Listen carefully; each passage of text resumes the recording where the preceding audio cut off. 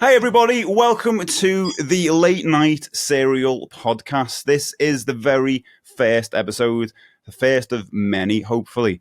It is a show about retro gaming, nostalgia, with a splash of milk, like that, splash of milk. Yes. Kind of connects because we're eating cereal, or milk, or whole milk, bottle of milk. What cereal have you got today? You said it was a boring bowl before we just started, by the way, just because I've got my Batman one. It's the only interesting bowl I've got.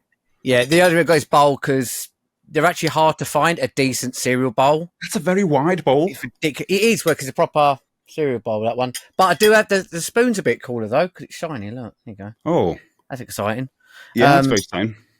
But yeah, the cereal I've got this is actually my favourite cereal I ever had as a kid, and I don't eat that as often, except for special occasions like this. Yes. This is a very special occasion.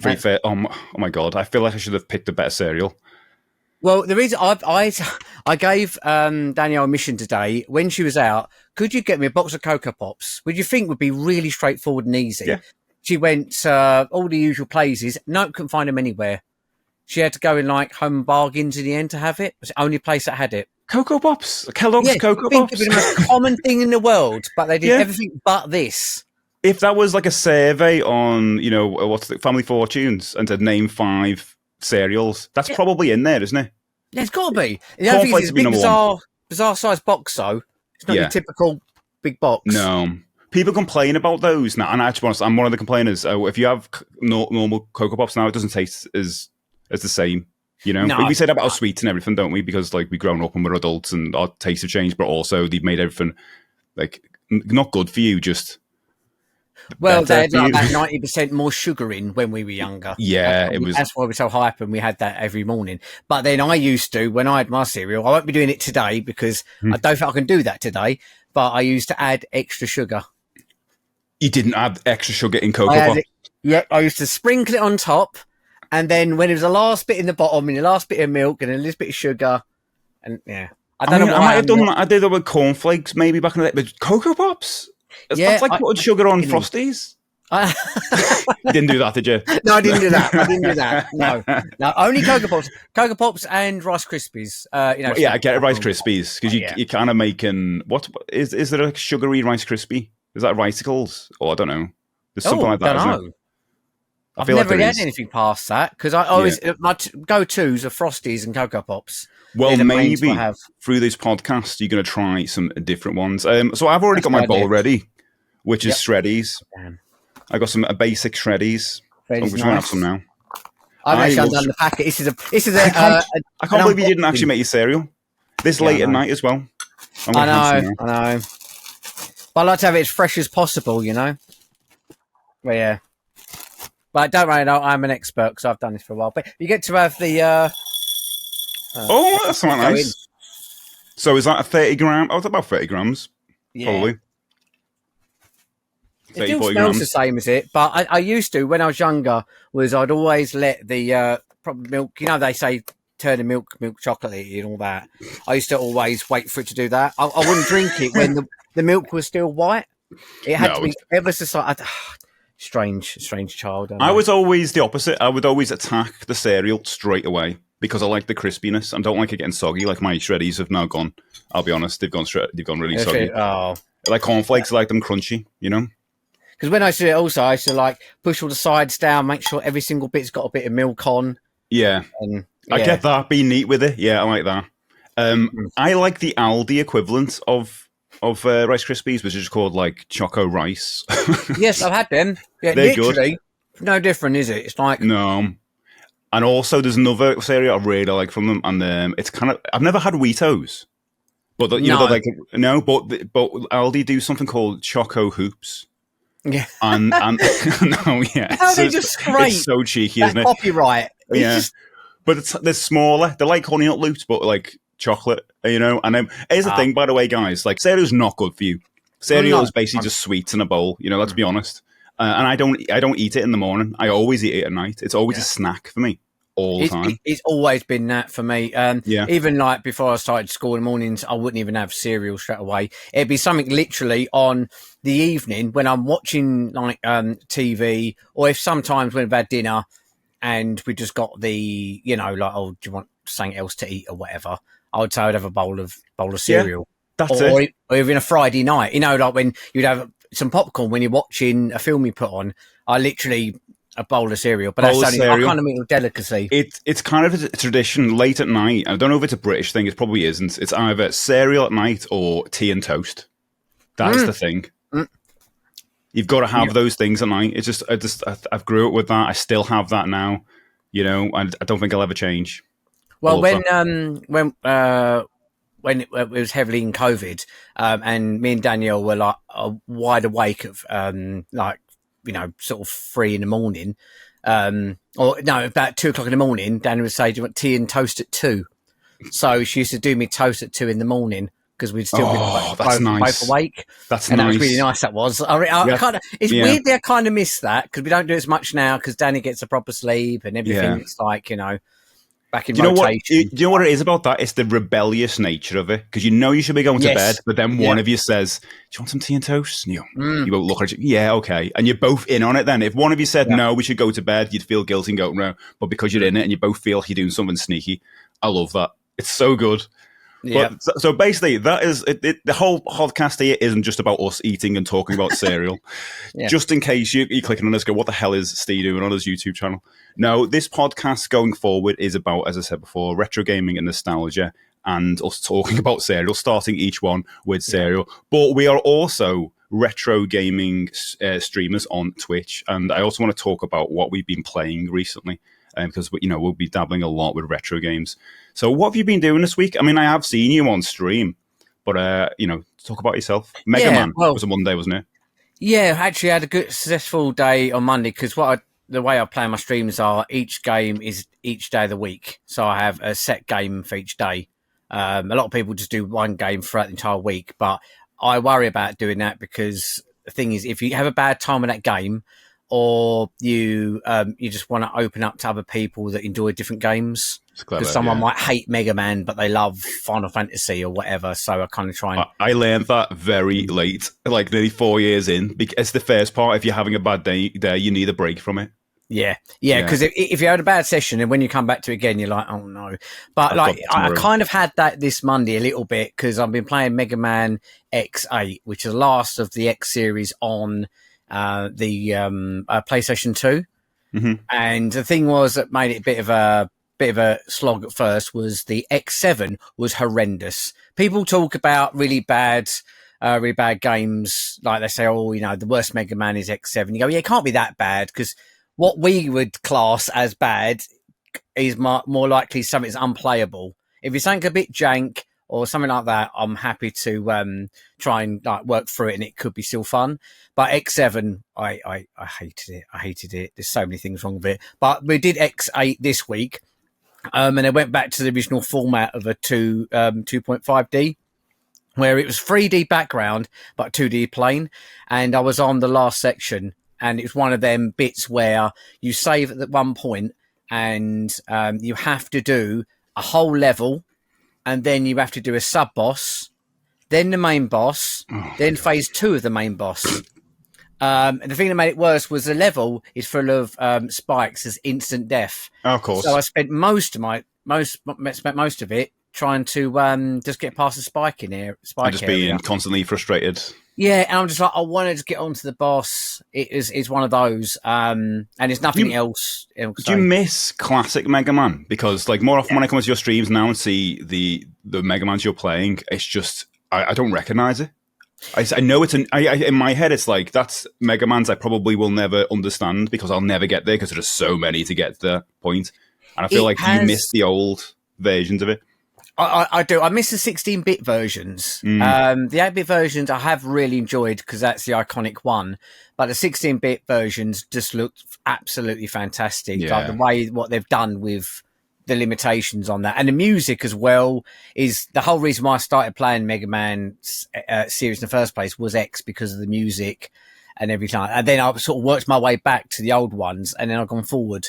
But I feel like they have lost their way a bit, really, with the 3D. Yeah. But this was a very you could tell it did because X8 is the last one in that series.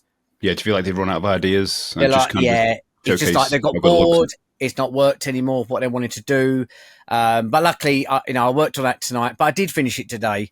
Sorry, I did finish it on Monday. That was I'm glad I did it. I don't know when I got to go back because they told me, oh, there's a Game Plus, and I'm no. Great, I'll come back to that sometime in the future. So, but it's done. It had a proper ending. I did enjoy that. So that was basically my Monday one. So is that the last Mega Man, you said? Is that the last one? It's the last of the X that number. Yeah. The next one after that is one called Mega Man X Command Center, which is apparently an RPG. Oh, okay. I don't know what it's like yet. I haven't even Are you going to do that, or are you drawing a line at RPG? Oh, you are? Well, I'm doing that one because it was one of its kind. There's no other ones in that series. It's one off, and it's on the GameCube. It's one of them things where after I do this one, I'll be working on the Game Boy Advance ones. But I wanted to get the last of these sort of subset out of the way. Did you do all the Game Boy ones as well? I've done I only bothered doing Mega Man V because you have to say the Roman numerals for the UK ones, because if you said Mega Man 1, 2, 3, you get mixed up with the NES ones.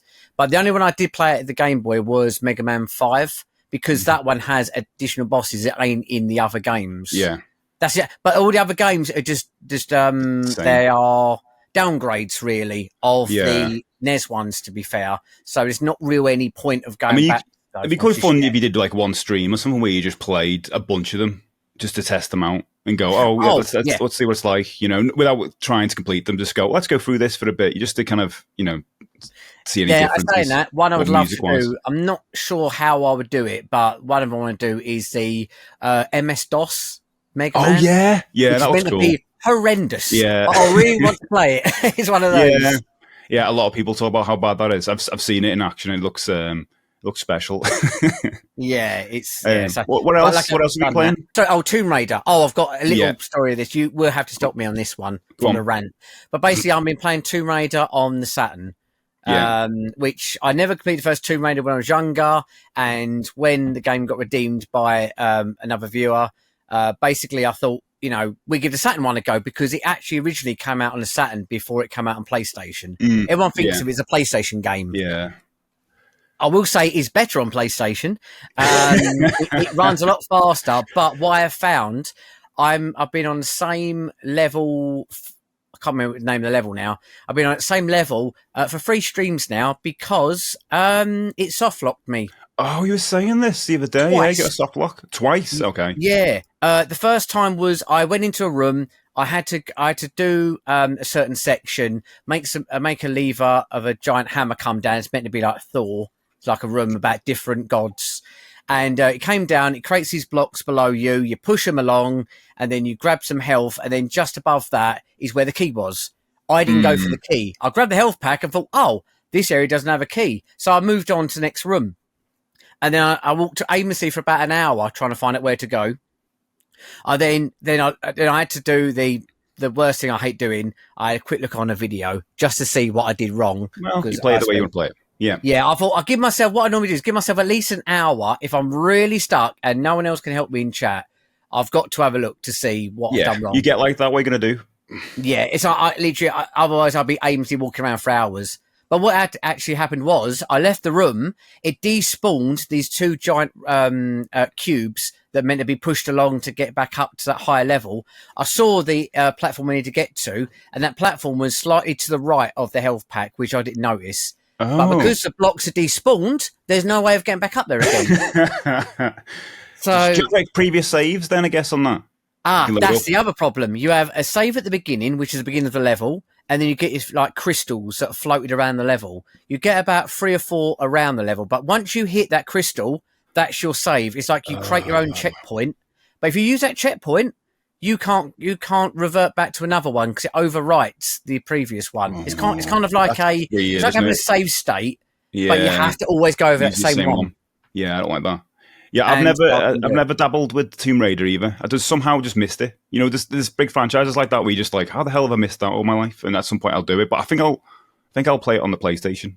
Yeah, if you do get around to playing it, play it on the PlayStation because because that was the first version on Saturn, and then when the PlayStation version came out, they actually had game testers for that one. Yeah, and they've went through it and they've made massive changes to it. There was a version. I don't know if it was that one or the Anniversary that came out on the N-Gage. Remember looking at that ages ago?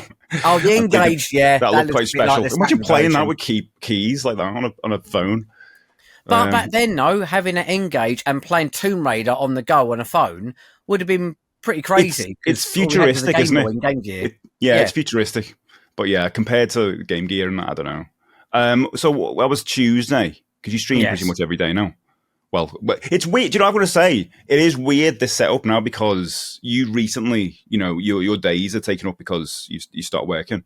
So you're streaming just at night. So I would normally bump into you in the day when I stream.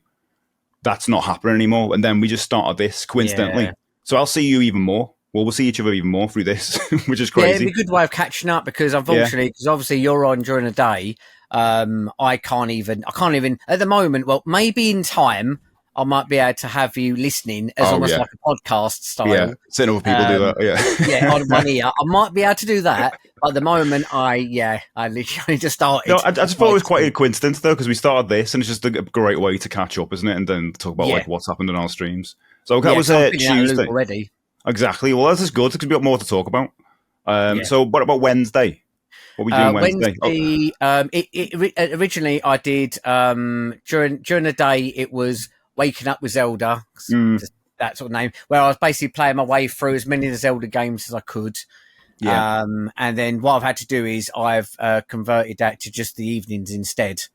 And that's working out. So I'm doing a rotation because I normally do another set with another streamer, and we do like a versus. He plays on his setup and I play on mine, and but it ends up being just talking and playing games together, basically. That's kind of what Twitch is in a way. Yeah, like last week we didn't play the game for more than 2 minutes, and we played for 3 hours instead. And the thing is that you remember that stream more. Because of that. I did, because we normally just get on with the game and we talk a little bit, and after time it's us going, oh damn, I've dropped here, or this bit's happened. Oh, this is a ridiculous bit, and have a bit of a rant. But the funny thing was, he said to me, some of the people who came in said, "Oh, I enjoyed your podcast the other day," and I was like, See, that's the best thing about streaming, though. That I think people notice when they're coming into it, that it can be incredibly social. You know. And I think some people come into it think, I'm just going to play a game, or people outside of it think, oh, just play a game and people turn up or whatever. It's not that. Like, if you just do that, probably no one will turn up. But it's incredibly social, especially when you start playing with other people or get to know other people, and you just have these amazing conversations that you could never plan out beforehand. Well, that's how it was when I first joined Twitch, because I thought it was like watching a YouTube video, because 9 times out of 10, you do go back to videos, but you might leave a comment on there or something like that. But and I thought Twitch was the same way. You'd come in and say, oh, I like this game, and then I'm going after about 10 minutes. I had a similar thing where I'd watch a big streamer and I never felt like I was part of the conversation. So you comment and then your comment is gone. So you just end up sitting back. You press enter and it's just so zoomed up. And if you're lucky, he might read it out. Ooh. He might read it. Oh, yeah. Ooh, yeah. or sorry, hello or something. But that never happens in our communities, which is it's a bit more tight-knit, isn't it?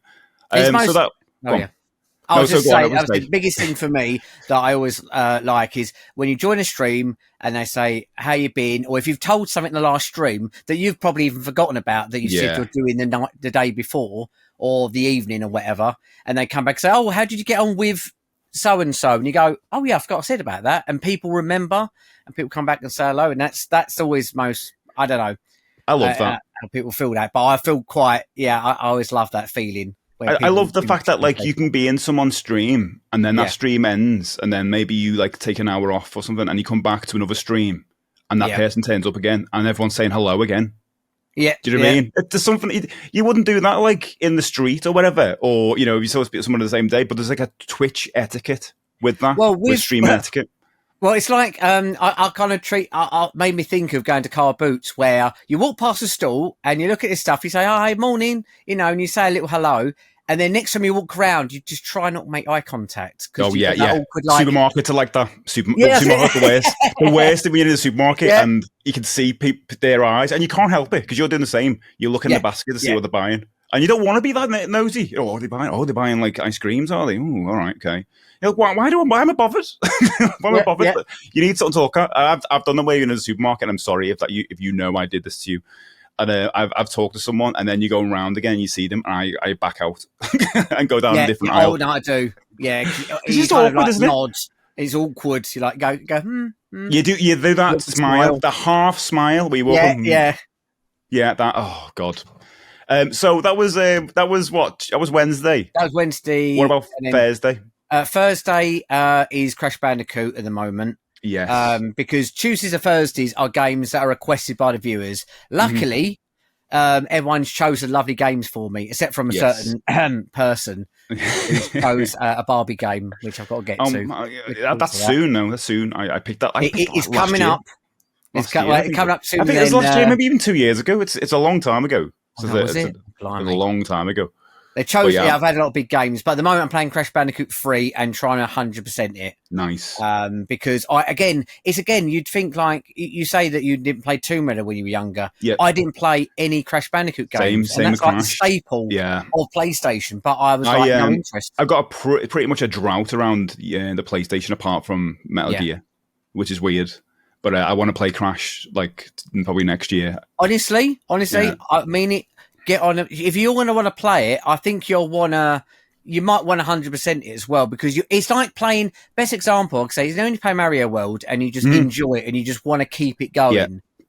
Honestly, Crash Bandicoot has been like that for me. Yes, there's frustrating parts in it, but it's like Mario when you can't make that jump or you're trying to get that certain coin or whatever. It's a try again. Yeah, and you want to, and you want to go back. I honestly think you would really. Excuse me. You'd really get on well with Crash Bandicoot games. So the thing is, but the 100% thing, with a little bit different on that, where when you're playing a game, you want to immediately, like most of the time, 100% it. Where I want to play it casually first, and then have it the option to come back. I see it in the same way as like playing a game on normal, and then you got the option to come back and play on hard. That's what I did. So when I originally played Mario World, you casually completed it and then wanted to come back because that's pretty much the only game I had at the time. But every game I play now, I just want to casually beat it and then come back. It does depend. It depends. If I'm not, if it's a game that's ridiculous, because some of the Mega Man games, I originally want 100% them, but it gets to a point where they're so complicated to get a certain weapon. You have to go so much. You have to follow a guide, do this, do that, and like Marcus and a couple of other people will say, look, how to get this, and then he does a paragraph like this big, and I'm like. Amazing. I can't be bothered. I would just want to get what I need and get through it. But certain more simplified games, like Crash Bandicoot, collecting the gems, basically getting through every level, hitting every box, that's basically what helps you to get 100%, not anything too It's not, complex. it's not out of, It's that's not the reason why. Tough, I see, I wonder if I'll be like that when I get there. I might be. And what do you do on Fridays? Is Final Fantasy Fridays, isn't it? Yeah, I started doing, because the only game I even played a tiny bit on PlayStation back in the day was Final Fantasy VII, which everyone's probably played that. I'm going to say this, by the way. It's weird, because every game you're mentioning, like, you haven't played all the franchises, I'm the same. Anyone watching this is thinking, are these guys supposed to be a couple of retro gamers? Yeah. And we haven't played Final Fantasy, Tomb Raider, Crash Bandicoot. What's going on? No, because I just aimed more towards the more obscure ones. Like, instead of playing... Crash Bandicoot or even like Spyro, another one I haven't played, which everyone knows about. I play games like Croc, and people are like, what's Croc half the time, but that was what I liked because I read like that magazines. With Shadowrun and things like that. Which I knew about, but it was kind of never really on my radar. But it was the same with them common ones. But and also Final Fantasy VII, Yeah, I mostly played 8 and 16-bit games. So once it became like PlayStation, I kind of just played bits of, but I'm kind of getting back to now. So which is great because there's a massive backlog to jump on, and loads of people are saying play this. Great, you got loads of people recommending good games through word of mouth. Yeah. Well, because like from back in the day, it'd be a bit of a review in a magazine, or you might see Games Master, Bad Influence review it, but you never know if it's a truth one. But when your friend gets it, you don't buy it there and then, and you Yeah. wait until they play it, but they might take a while to play it. Playing games 20 years later, you're 9 times out of 10, you'll always find someone who's played it through to the end. They know how good it is when it picks up, things like that, without giving anything away. And see if it's worth playing nowadays, because the thing is, back then they focused so heavily on graphics, how it played, so serious on it. People kind of they lost kind of like the drive just to enjoy it for what it is. Yeah, that's and not it. judge it too much on how it Yeah. looks, because one Too person would analytical. say, yeah, that's it. It's like Final Fantasy. You could say, oh, they look really ridiculous because they've got like Popeye arms. If you look at Cloud, he's got a big bulk here and a big bulk here. You never would have thought that as a kid. Growing up, you don't. You just accept it. Did you accept Popeye? Which is Popeye's ridiculous. Yeah. Eats spinach. You know what I mean? It's like no one questions it. Yeah, and I did try spinach because of Popeye, and I went. I think we all did. Yeah, TV's Didn't lying happen. to me. Didn't happen. I didn't like the taste of it. It looks so nice in the cartoon. It does actually. I love the way he squeezes the can. Yeah, it's I think that's the best bit. And I can't squeeze a can, so how can he squeeze a can? It's slimy. And this is a chicken and egg moment, right? Yeah. How is he strong enough to squeeze a can before he's had the spinach? Because why doesn't it just explode? Because why doesn't he get a can opener? Because he's not strong enough yet. He's had the spinach. Yeah, he can squeeze as many cans, but squeezing a can takes a lot of strength, so it makes no sense. Was he already strong? Have we been lied to our whole life about Popeye? Or back then, cans were more cheaply made. Or maybe, thinner tin because of, Maybe like, flyaway footballs, to like that version, but cans back in the day. Yes. You know what I mean? Yeah. I'm not saying they're made out of flyaway footballs. We noticed. No. Well, we don't know. Different times. Oh, anyway, I'll tell you what I've been playing this week. Yeah, sorry, yeah. I didn't have many days. So Monday and Tuesday, I played the same game because I put a vote out for people, to what I'm going to play a bit longer, because I don't stream that long. So because I talk most of it, I guess. I've been playing Mr. Nuts. I can ask you about that because I've never played it. Is it something that's ever been on your radar? And because sometimes you don't want to ask about a game or watch because you want to play it yourself. Is it actually one of the games you want to play? It would, because it's actually quite a cheap game to buy as well. It's not too bad priced, if I remember rightly. I think it's about Nintendo anyway. I don't know about the Mega Drive one. Yeah, not sure, but it was on my radar because I thought, it'd be like another, a character platformer, mascot platformer of the day. That's it. Yeah. And I remember in Nintendo magazine, big adverts for it and stuff, that it was something that I always knew of, but I never really played it. And the only time I ever saw it was on Games Master, and they had a challenge with collect as many nuts as you can in a minute. You know what those challenges you used to do?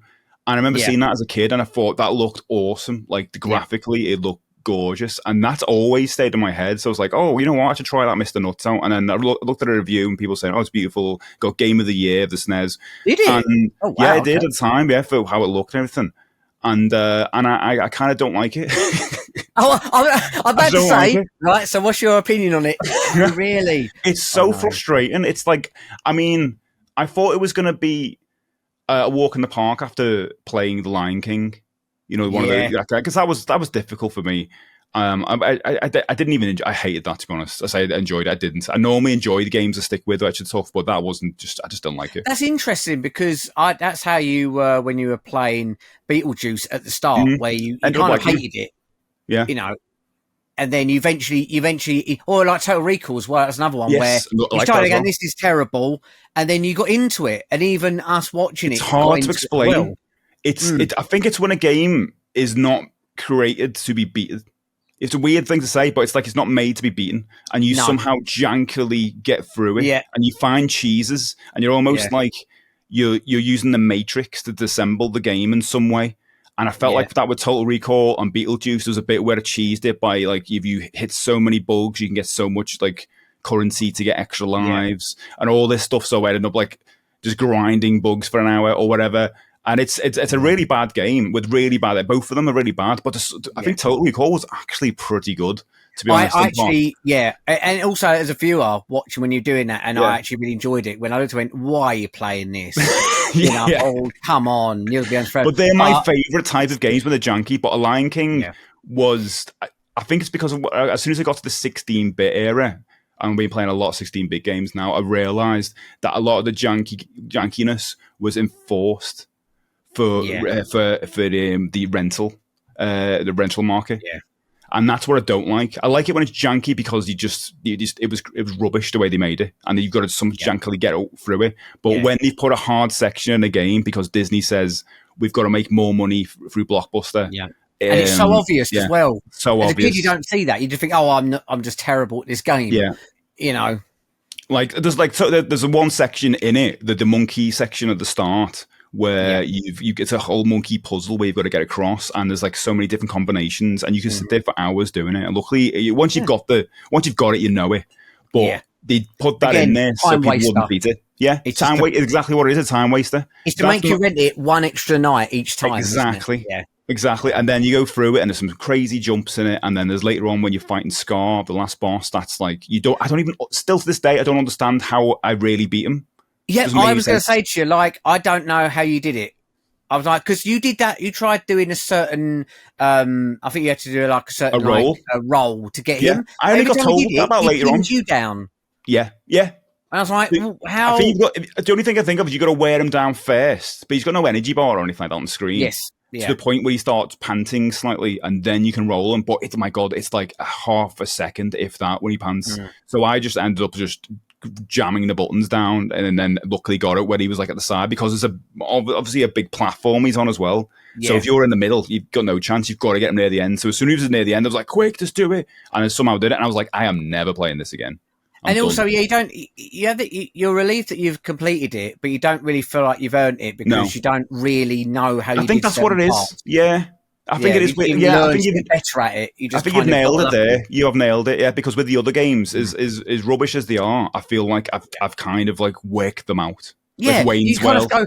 It's like you jump over a certain section, right? If I don't jump slightly ahead, this enemy won't respawn.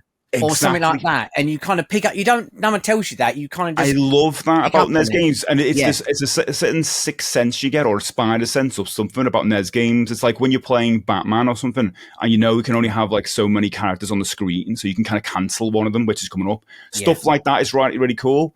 But it's when they put like really tough sections in the game, and like just to get more money, I start feeling a bit like a lack of respect towards it. But that was the Lion King the other week. But Mr. Nuts is kind of different. Back to Mr. Nuts.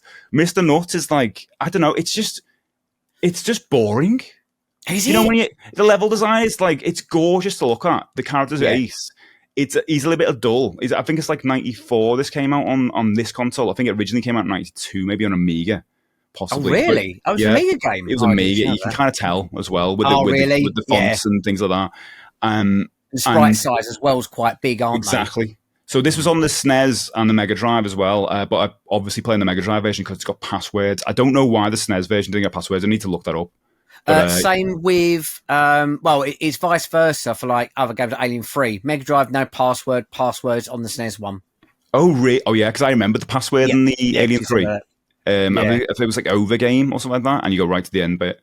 So, yeah. Oh. But because to be fair, it's like when I watched your clip when you were beating an octopus boss, I think it was. And I'm not being funny, but it looked a bit, like you beat it, but it looked very straightforward and a little bit, not boring, but wasn't very exciting. Like, you could keep bouncing on the projectiles or the smaller ones. I'll tell you what, though, with that boss, I'd worked it out. So when you first go against it, I'd worked out if you stay in a certain spot, you are completely safe.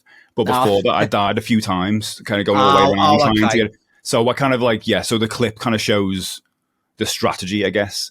And I felt good. The only thing I actually like in this game are the bosses, because they're quite colourful and they're quite interesting.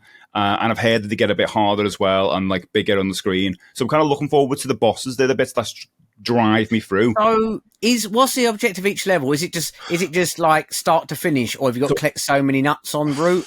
No, this is the thing, right? Because your whole mechanic is you can throw nuts, and you can and if you press down and you can press the action button, you'll flip your tail, which is just an action button to hit. That's it, all you've got. So there's nothing else in the game. So I would feel like, I don't know, I feel like it's missing some extra mechanic, especially that late in the later on. So I think that the actual level is basically gets right to the end, but on most of them it's like finding switches to open doors. And I hate that. I hate that. Yeah. And they're all hidden. All these switches hidden all over. And most of the time I get to the door and go, oh, just one more. Yeah, you get right to the end because in your brain you go from left to right or sometimes right to left. But once you see the exit, if you've got the exit, that's it. You're good to go. Yeah. But then when you got there, your heart sinks. You go, and I was complaining about this the other day, and someone said, "But do you like Metroidvanias?" And it's like, this is not a Metroidvania because I'm not acquiring a new skill. Nothing. Have you got a map on it? No, and you don't acquire skills. So, like, I love it when you get a skill that can get to another place or whatever. If it was something like that, that'd be cool. But no, it's like, now I've got to go to some crazy place to, it's up there. There's a switch and come back, and it feels like it's another one of those ones to just, put time into the game. It reminds me of Hook on the NES. I think it was the NES version. Yeah. And it was just, you got to go around the map and just find whistles or whatever it was. And I was just like, I'm not really into games like that. I'd rather have a straightforward linear game that's beautifully made, or with secrets. Like Donkey Kong Country is the perfect example. It's 16-bit of one of those games that I love. But this is just to find switches. It's just to make the levels a bit longer. So I think about halfway through. Really? I think so, which is not that long really. But I've only had, I suppose I've only had 4 hours in total playtime if you think about it. And you started that on Monday, didn't you? So you Monday. Did it yesterday and because it's whatever day it is. So I'll possibly beat that next week. Today, I can't remember what day it is. Whatever day it is. Yeah, we don't know what day it is because we're not telling you what day it is. We don't know when it's recorded. It's late night, and no one knows. So you don't know what day it is. Everyone's gonna be looking at my t-shirt. What t-shirt was Steve wearing on that stream? Well, what was the game you did after that one? Exactly. So I was supposed to play a new game on this next stream on the Thursday. Because this new retro-inspired point-and-click game's coming out called, I think it's Thank You for Being Here or something. Okay, right. Yeah, whatever it's called. It'll be on the screen. I'm so sorry, I forgot the name of the game. But it looks amazing, and it's supposed to be hilarious. I'm playing it on my next stream. And it's like a top-down, very gorgeous illustrated point-and-click game. Oh, but right. British. Very British humor, and it's the first game when I inputted the title on Twitch. It says this is intended for mature viewers. I have never had that because I play mostly in retro. Because it's got, I don't even. There's things I've seen in a review. And like, okay, it's things I'm not going to be able to say in the stream, but it'd be funny when it reads it out. It's kind of like in a postcardy Carry On style, in that way. Right. I think it's the most British game I've ever seen, and it looks hilarious. To be honest, what the things go on. So I was supposed to play that today or whenever it was. And I've got a bit of a rant about it because I bought it on Switch, right? And it was supposed to come out on the day. So I thought, well, midnight release. Oh, God. Yeah. Doesn't release at midnight. It releases at 5 p.m. on the day. Yeah, because it's midnight in America. Yeah, but it's a British game. Yeah. I just thought for some reason. I was ranting about this today a little bit, well, whenever the stream was. And I was saying, when you used to go to midnight releases of games, I was some of that. I went to the midnight release of Grand Theft Auto 4, for example, and there was some hype about that. Like going to a store, going to a shop and being in a queue with loads of people, and you'll come out with the game, like, I got it. And now it's just like, there's all that grandeur is being lost. It just gets unlocked whenever they feel like it. Yeah, you're just refreshing it till it appears all of a sudden. And it's just like, and then it's like, oh, there it is. I was like, okay, that is better, I suppose. But I'm kind of do miss the whole hype around the game. Like Sonic Tuesday, I guess, would be like a big, massive hype thing for years ago. Give you a reason to hype it up in the first place. Exactly. The date. And as I did it for one of the Gears of War games and Halo 3, I think I did. And it was just going to a local, all it was going to a local Blockbuster. And I thought the one we went to is a very quiet town. And I'm thinking, there'd be no one now. There was a massive queue. I've never seen so many people in the town going into this Blockbuster. And you've lost that of me. Thank goodness you're here, it's called. Thank goodness you're here. Okay. I don't know if you've heard of it. But then, that's a bit ironic, isn't it? The title of that, if he didn't have the game. It hasn't even arrived. Oh. So it was like I was just kind of ranting about that today because it's kind of annoying to me, to be honest. That like we used to have that, and then we don't have that anymore. And I feel like there's so many people releasing games, and there's that section of like marketing that they're missing out on, of like Sonic Tuesday and all the midnight releases of things, and it feels a bit lost. Like you just release and go, oh, it's released now on Steam or whatever. It's like, well what are you doing to ramp it up? Yeah, well, one of the ones I remember that I didn't go to, but we went past it, was one of the, I don't know which one of the Call of Duty, the modern ones, in Tottenham Court Road. They actually had people dressed in, like SWAT gear type of, like, army guys, were, what's it called? When they're coming down the rope. Oh, I know you mean.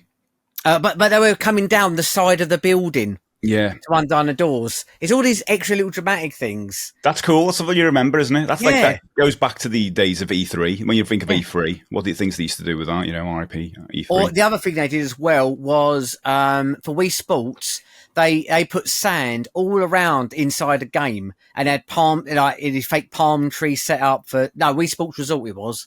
Yeah, and all the staff members were wearing shorts and Hawaiian flowers and stuff.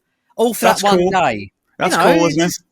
I like that. But now that's kind of I mean, again, you can't say it's like it's bad now because it's awesome that like it's convenient now. It's a few clicks away, you've got the game. Yeah. But there's something lost there about the hype before the release that we've kind of lost.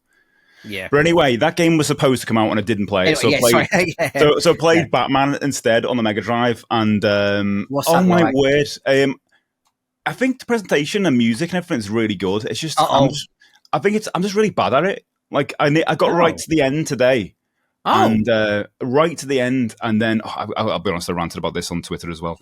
But it's the last section of it. I think it's the second to last section was a boss rush out of nowhere, and you're like, okay, and you're gonna do it on all your lives, and then you get to the next stage, and I thought the next stage is gonna be Joker, and it's not yet. You've got to go through the kind of belfry bit, and every jump is just horrible, and there's enemies right at the end of every ledge. You know what I mean? So as soon as you get up there, you get knocked off. Oh, you knocked off. Yeah. I know, and it's like then it got to a bit where if you get knocked off, you just lose life instantly, and you're like, oh, I can't believe you put this there. I mean, I can believe you've done that, but it's again one of those things. It's like the game up to them was brilliant.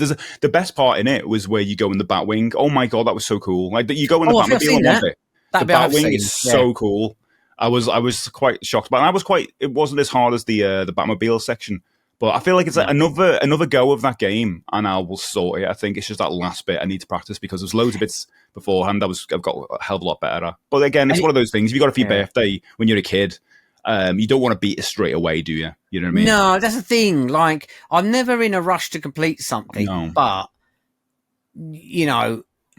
don't outlive its welcome. But then sometimes you do enjoy them games that you can sort of get through. Yeah, in 1 or 2 streams or nights. 1 or 2 or something like that. It's quite nice. But then I do think, why would I want to rush it? Because I'm not one of those people who want to speed run a game like instantly and go right and just go right through it. I don't get that. It's just not in me anyway.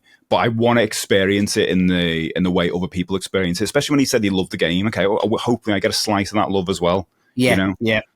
And I might know I've only had like a couple of streams of this game, but also you can't help but think. But I've seen other people play this or try this, and they beat it one stream. I'm like, oh, why can't I do that? Oh, do you that's know what I mean? the worst. We're very different. Yeah, we're very different. But yeah, that happens, and you compare yourself to other people. And I was like, at the end of the day, it doesn't matter. This is my journey with that game, and I'm getting more out of it. So it's kind of better in a way, I guess, but still, I'm going to compare it to people because I just think, I'm not as good as that person. Well, there's so many examples. I did say Mega Man. I was chuffed when I completed one of them in 2 sittings. Wow. Then someone else I knew on Twitch completed X 1, 2, and 3 in the same night. Oh, I can't do that. Yeah, I can't do that. But at the end of the day, then people have probably played through the games when they're younger and grew up with it, knew the little mechanics and how they play out. Exactly. While us, it's literally first time experiences. First time, yeah. And if you went back to that now, you'd be able to be a lot faster, probably. Or played it loads of times in a row. Definitely. That's it.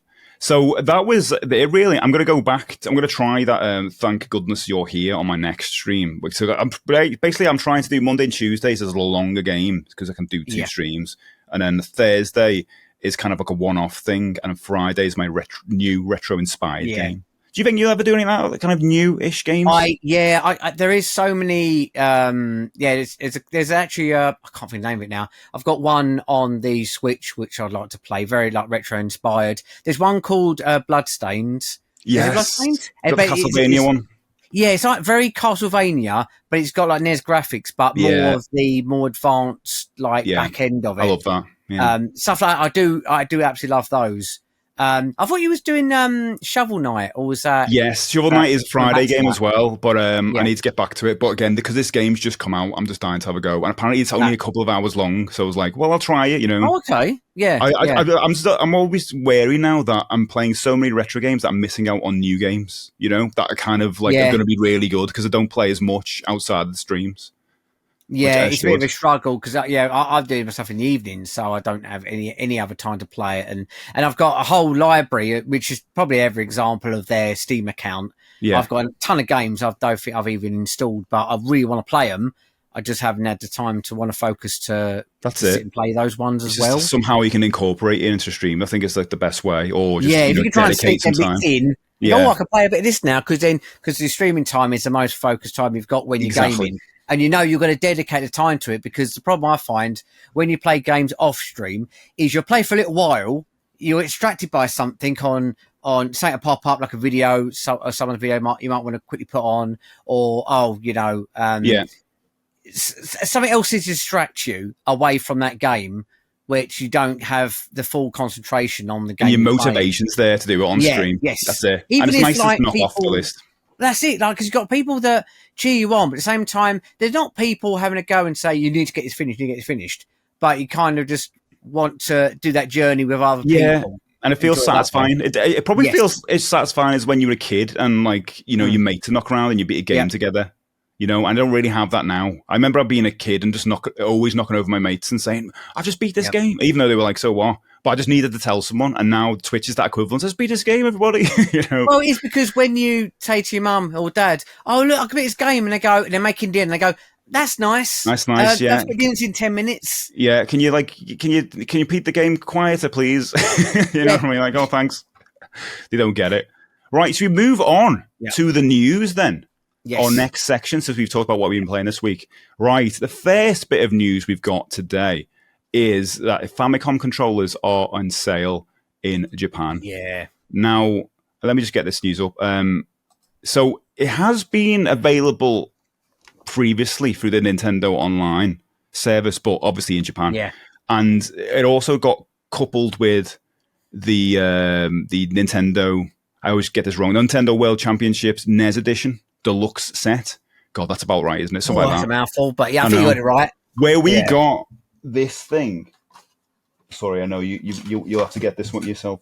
We got this thing, which I really like. I think it's nice just to have on your shelf, And I know people complained about this because it didn't work. No. But a lot of people online have actually just opened it up and put a card in there. Yeah, I've seen that. Yeah, easy to do. It's got screws in the back. I think Nintendo knew that. I think they knew what they were doing there. They knew people were going to do that. It's because he made it easy. Ask, is it identical size of a normal NES game? It is, yeah. I have not tried to put it in, but I did measure it on stream, and a lot of people saying, yeah, it totally is. I put it against another cart, it totally is.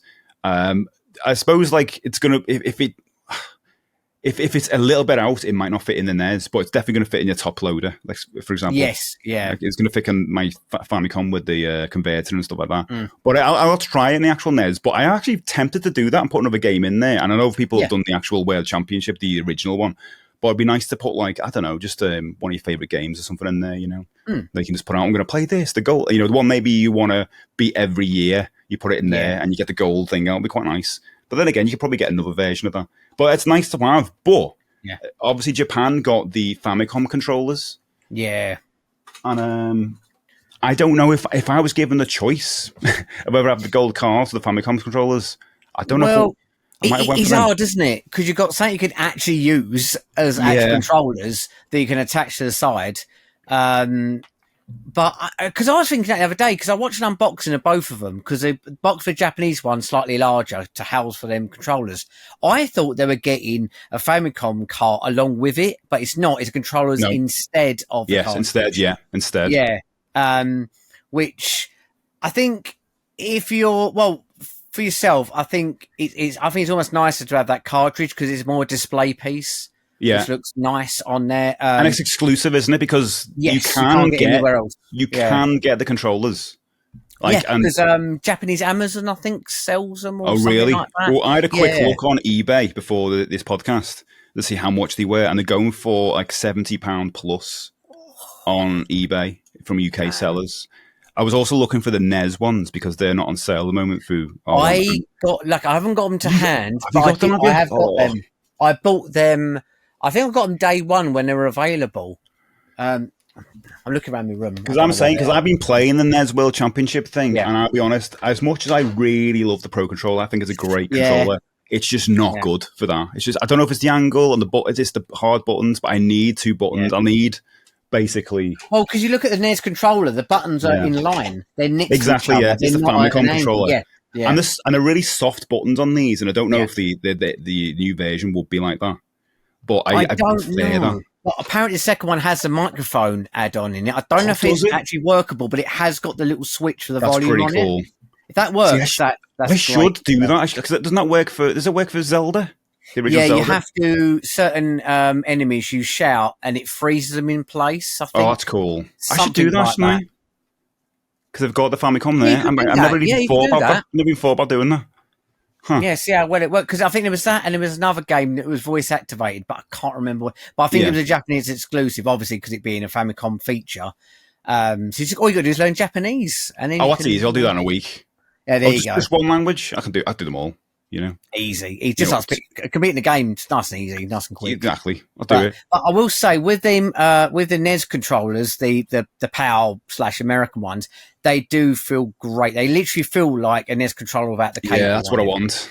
They are worth it. Same with I've also got the Mega Drive and the SNES ones because I just wanted to get them as soon as they're available because you know what it's like. Do you not get the N64 ones? Have you opted out that I've got that as well. Got that one as well. Of course you have. There's me going, oh, don't you wish you had this gold cart? That's useless. Yeah. You've got whole wave controllers. So obviously I want it. Yeah, of course. I want all of them as well. Damn it. But because when I'm playing the NES Championship thing, I know it's an excuse as well because I'm rubbish. But there's also the part of it where my fingers are slipping where I don't want them to slip. Or they're at an angle when I'm like, I could be faster if these were just in line. So I'm holding the controller like this. Yeah. Well, it's the same with I did when I was doing Mega Man 9 on the Wii. It looks just like the Mega Man game from the NES, and it felt wrong playing it on any other controller. I found out you can use the NES mini controllers plug into a Wii remote. It's the same port, and I could use the NES mini controllers with the Wii. Oh, and that's it felt so much better. That's so good. I've kept an eye on it anyway on the stock because they might come back into stock the NES ones and at least I get those. But I'd love the Famicom ones more, to be honest. But I don't think they're going to be on sale. They're not going to sell them over here, are they? I doubt it, to be honest, because it being a Japanese market and they probably want to keep it just for their one. Because the US and UK, our controllers are identical. So they could basically be lazy and sell the same controller. So, no, it's the American version and the US version are literally identical. Yeah. But the news is that they're on general sale in Japan, so not just through the online webs, the website. You can get them in shops by the sounds of it. And it made me think: are we going to be able to see the NES ones come up in like general sale? You maybe go to Smiths or something like that and see them or game. Yeah, it would be nice because I think the thing with Nintendo for us, it's a lot of it goes out from Germany for some reason. The headquarters is mainly Germany, from what I know, because when I had to send off a 3DS, it had to go to Germany. There was no one in the UK. And so a lot of it distributes come out from that part. But then also with the other thing that Japan does that's lovely with like anything new that comes out, you get an extra gift with it. Oh yeah, they do actually. You got a little like it was like a plastic like standee of something with it, and even the pins are different in Japan. There's slightly different like look to them and stuff. And I do like that about the Nintendo store in general, that they normally send you something free. I was looking at the new Zelda game that's coming out in September, and you can pay a premium version to get like a wall scroll. A wall scroll, yes, I saw that. It's like about £12 more on top of the game, so it was like £62 or something like that. Maybe actually, Yeah, it's about 60. It's a bit long, and I was like, but if you buy the standard version though, you do get a key ring with Zelda on it. Yes, So, yeah. There is that, and I don't know if I could pay the extra just for the wall scroll. I don't know. Well, if it's because normally when it's you don't treat it as a gift then because you just I'm paying £12 extra for that wall scroll, an item rather than something. I don't know if I'd be gutted about not getting it. That's the thing because I was like, well, I wouldn't put up anyway. I don't think I'd put that up. But I do want to get the game, though, because the game looks ace, and it looks very similar to Link's Awakening. It looks like it's on the same engine, doesn't it? The problem you'll find, whenever there's like a gift item you get, you end up going on YouTube, watching unboxing, you go, oh, it looks really nice, that. I wish I got that now. But then all you'll probably do and with missed out.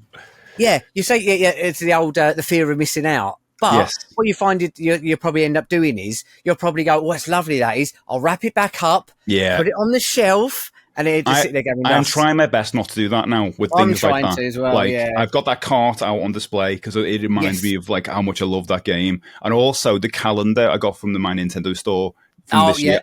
I opened it and I've been using it because I've got last year's still in its wrap. And I was like, why? Well, it's why? It's like getting free notebooks and stuff. Go, I'll keep that. But literally, it's not doing its purpose. A lot of us, probably a lot of people watching this as well, are probably hoarders like us. Well, collectors, I guess. Hoarders has got negative connotations. But we know, even though we're like, it keeps its value, we're not going to sell it. No. We've got emotional value over these things.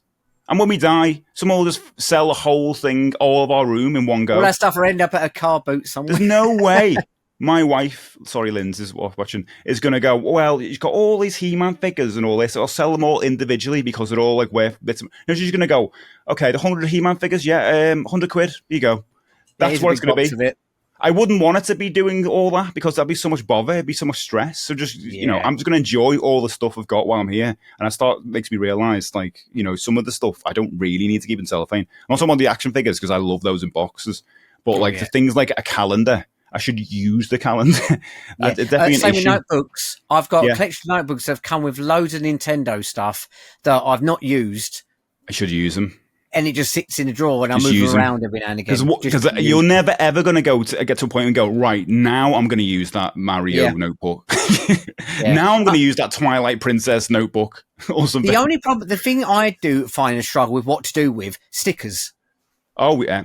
I love collecting stickers when they come with something, but then what do you do with them? Because you don't want to... Sorry, the phone's ringing. That's very unprofessional. That's all right. Sorry about that. That's all right. So... I'm not editing that out, by the way, it's in. I should have answered it then. Hey, hello. Yeah, how you doing? Three. Do you want a pizza? It's funny that. Hello, everyone.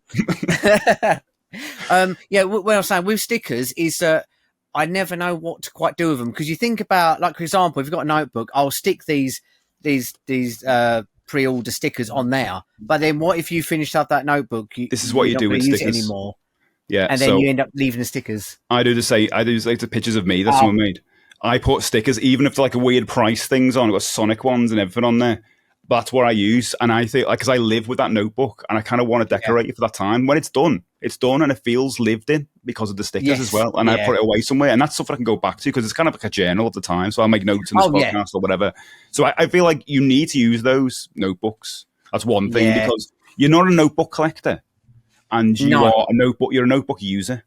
You just want to make. You're not going to leave it sealed and send it off to get graded. No, imagine that though coming back in those Perspex boxes, this Twilight Princess notebook or whatever it was from 2010 or whatever it was. Yeah, you don't want that. You're never going to buy that on eBay. Oh, look at this. You know what I mean? You buy games. You'd only buy it if it's really cheap. So go, look, no, but that's coming handy. You'll see in charity shop. You'll pick it up for 50p or something, definitely. But you're not going to buy a £3,000 book. Airtight condition. What I like to try and do is I kind of trying to get into the rhythm of using it to write down passwords, or even if I'm playing a big in-depth game, go and speak to Mr. Smith at Dungeon 2. That's always it's cheat, isn't it? Always have a notebook while you're streaming because notes come up that you need to write down, or if you just need to scribble, or drawing a puzzle out and trying to work it out, or write a note for yourself for later, or to-do list and then draw. Yeah, you need it. So that was the first bit of news, right? Oh yeah. Let's get through these. This is our first podcast, by the way, guys. So we'll have a better rhythm going, in the next few, I guess, hopefully. So the next one is one that you can kind of introduce. Yeah, to us. I can talk about this one. Yeah, Go on. so basically, it's quite fresh news. The Kickstarter, I don't think it's actually live yet, depending on when the podcast is out and the Kickstarter. But essentially, there was a company who made a Shinobi style game called Shadow Gangs. Oh, it is out, by the way. I've just got it up, and it's just gone up a lot. It's like there's £25,000 on it. I don't know if it's because you just mentioned it and it's gone up. Oh wow! What an influence! 143 backers already. Oh wow! Because at the time when I was looking up, because originally the Shadow Gangs game was a game that played like Shinobi, but it came out on the Dreamcast.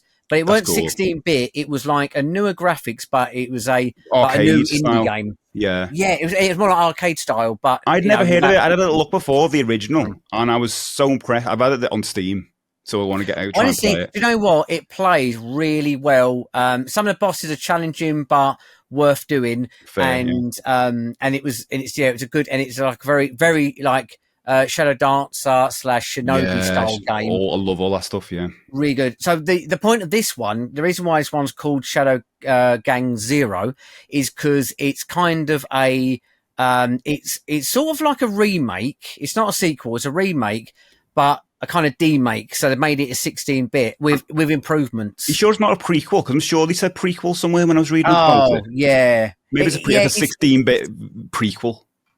And I was thinking it's because they've made it a prequel because it's 16-bit. They're not trying to do like an arcade style game. They're trying to do a console game. Because it's coming out on like Super Nintendo, Mega Drive, Neo Geo. I'm not sure about some others. I think I've got a list here. So, new 16-bit prequel for the Neo Geo. It's nuts that's going on Neo Geo, by the way. I know. How nuts that is. Genesis, Mega Drive, Dreamcast, PlayStation 5, Switch. They're going to be digital versions, aren't they? PlayStation 5, Switch, Steam. So no Nintendo, no SNES there. But I guess a lot of new stuff. A lot of new stuff comes on Mega Drive, don't they? On Sega. Yeah. That's what I'm interested. Did you get this originally? Did you buy this on Dreamcast? Yeah, I did. That's cool. I spoke to the guys who got that published because I played a demo of it at an event. Was that Wave? Wave Game Studios. Nice. They had a demo. They had an early demo of it, and we were there for another release. And I thought, they said you could play the first level, and I was sort of speaking about it, and then spoke to the guys about it when it was coming out and everything. And I think I have to remember about that. I'm pretty sure. I think I might have got an early version of it at the time. Wow. Which is quite nice, and that's my first ever like early game of some sort to play. And I didn't have to play it on stream or anything like that. They just said, "Here you go. We know you love the games, and you're really passionate, and do what you want. You haven't got to review it or anything like that." But I wanted to. That's why streaming it was showcasing it, and I completed it, and I really enjoyed it. It appeals to us, doesn't it? Especially when you're like a physical collector, and people are making physical games. For what other people would say, like a dead format consoles, 16-bit on a game for your Mega Drive, which is insane. On Neo Geo, I think it's insane as well because just Neo Geo is insane because the cartridges are so big and they come in big clamshell cases, and it's they're expensive. But I'm going to say how much that's going to cost. Actually, is it on the thing? How much that would cost? I don't know. Right, I'll tell you what it is now. We're not advertised. By the way, we're not advertised by this at all because it's a Kickstarter. But we're just interested as much as anyone else is. So the PlayStation 5 digital version is £18. Same with the Switch, Xbox, and Steam. Then you get the Neo Geo digital edition. How does that work? Does it come on like a? Because you can get. There is a big EverDrive cartridge. I would say EverDrive, yeah. So we're on that £25 for that. Mega Drive digital version as well. Let's have a look at the physical version. So Dreamcast edition is £45. Physical Dreamcast disc available in the US, EU, and Japanese editions. Wow. And Dreamcast PAL Blue Box edition, £65. Yeah, the thing that's interesting about the Dreamcast one is that they actually put them out in actual Dreamcast cases. They're not reproductions. There was a load of new old stock of the cases, and this other company bought up every single case.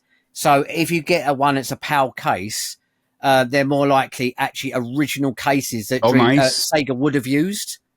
So nice. So the normal version, you're just going to get a normal disc, a normal case, and you'll if you get the Japanese or American, they come in like a stand because they come in a standard like a CD, like a music CD album kind of style case.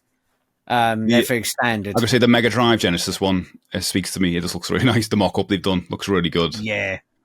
About £80, Jesus. And the Dreamcast Collector Edition, 120. Yeah. It goes up. But that's what you're going to pay. I mean, I'll be honest, like that's about that price is probably what you pay for a new game now on Steam. That's the thing. And also, Elden Ring was like that price. Yeah, and also the thing is as well, you're reproducing something that's not commonly reproduced anymore. Yeah. So if you buy the Mega Drive version, yes, you're going to play like 40 if you want a complete copy with manual and box, but it's not like you're just burning it and then you're whacking it in a case and sending it off. You've got to get these molds and everything for it. So there's a lot more work for old consoles because it's commonplace to try and make new homebrews or companies publishing new games. Mm-hmm. But unless you buy the ROM version of it, where you can just put it on an EverDrive and you play it officially through that, you know, I've got a couple of Mega Drive games that are like properly produced, and the quality are fantastic on them. Yeah, you know. But then back in the day, when you think about it as well, Mega Drive would have cost you between $29.99 to $39.99. You know, and a SNES would be even more. Oh, SNES more than Nintendo tax, and that's in cardboard, while these Mega Drive ones are in, you know, plastic. But and then also you're paying for that certain amount that's coming out. So unfortunately, it is expensive if you're one of them collectors who wants to get every single game on a system. And because it's always going to be a short run, isn't it? And that's why it's going to be expensive. They're not going to make deals, you know. They do so many, and they're not going to continue. You're not going to come back in a few years and go, I'll buy that now. I might as well buy it. No, it's one and done. So that's that. Should we move on to the Lego news? Oh, yeah. I mean, this news has been out for a little bit. And do you know what? It's actually been a little bit controversial for the people I've been speaking to because a lot of people don't like the look of this. And the people on the other side do. Thing. I don't understand it, really. So we're talking about the Super Mario World Lego set that is Lego's putting out, which is going to be £114.99, £115, basically. Oh, it's got 1,215 pieces. And I think pre-ordered this item today. It was shipped in October. So in October, it's coming out. Okay. So I think the controversial thing is because I don't even know what the controversial thing is. Because it's got a crank? I don't know. I think because it's flat. Because I see, because it's 2D. 2D. Because if you look at the Bowser set, you've seen the Bowser set, haven't you? It's immense. He's huge. He's fully full 3-dimensional. I guess I don't know. Yeah, that's right. It's full 3-dimensional model that it's a lot more money. But they probably I don't know. I haven't heard from people. I'm only guessing. I think it's because it's like you're creating a picture. So, but there is mechanics behind it. It's like a crank, isn't there? That makes his legs move and something makes his tongue go in and out. Yeah. I get the 2D thing because if you watch the video, and I'll show the video over this, if you look at the back, it doesn't look... I mean, it's cool that you can see the workings of it from the back when you're doing the crank. That's kind of cool, but it doesn't look aesthetically pleasing if you left that side on.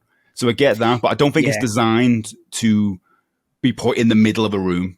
It's designed to be pretty much against the wall. Do you know what I mean? Yeah. Near enough a wall, so you wouldn't see the back of it. So if that's the issue, I get it, because it doesn't look that attractive from the back. Yeah. But also, it appeals to me more than some of the other Lego sets. The Bowser one never really appealed to me for some reason. Maybe because it was like Super Mario 64 based. I don't know. Yeah, well, that's something that me and Danielle would love to have that, but it's like over £300, I think. Yeah, it's too expensive. This appeals to me more because Super Mario World is one of my favourite games of all time. Yeah. But I also like the fact that it's Lego, but also a toy, and it's close to like the Pac-Man one, which I want to get at some point. I was going to actually say, it's just on the Pac-Man one. Love the Pac-Man one. I'd love to get that one. And it's like the NES one where you've got the crank on the TV. That is of course, yes. You got that one, haven't you? Yeah. That's the thing that got me into Lego as an adult, that Nintendo set, because my wife got me that for my birthday, and I was just hooked. Because Lego itself wasn't that interesting to me. Now it is because of that. So I see in this crank and the way that works, it blows me away. I want it so much. Yeah. I would love to have it. Yeah, I would love to have it. It's not, and also, again, like for stream or just in a games room, just looks makes a nice display piece. Exactly. Yeah. I mean, for with all the room we've got, do you know? Oh yeah, a bit of an interesting place where I'd Yeah, I put don't know it. where to put it. Yeah, but that's the thing, isn't it? It's just the search for more room. We just push something else aside to go, there you go, and then we'll get something else. But the other Mario Lego has never appealed to me. You know, the little stuff, the little ones. We, Never really good. me and Danny bought the first set, Yeah. and It's a bit. I think it's a bit like I like Lego when it's like almost like a piece of art that you put somewhere. yeah, And it's quite an ugly set because you've got all these, like, the way the platform makes up, it doesn't make up a rich, like, looking world. Like, you're not building up the world. You've got, like, little strips to each part. And it kind of looks a bit ugly. What are you going to do with side. that? Like, I guess, because we're kind of missing out the key demographic of that set is for kids, isn't it? You know, where they're going to be on the floor. Interact with it. Exactly. You're on the floor and you build it and all and stuff like that. But when you're a kidult like us, we like to set it up and leave it somewhere and glance over it. You know what I mean? And where you're going to set up something with the tracks. So that's never really, it's like the Sonic stuff. It's like the same stuff to me. I don't really get, it's not really aimed at me.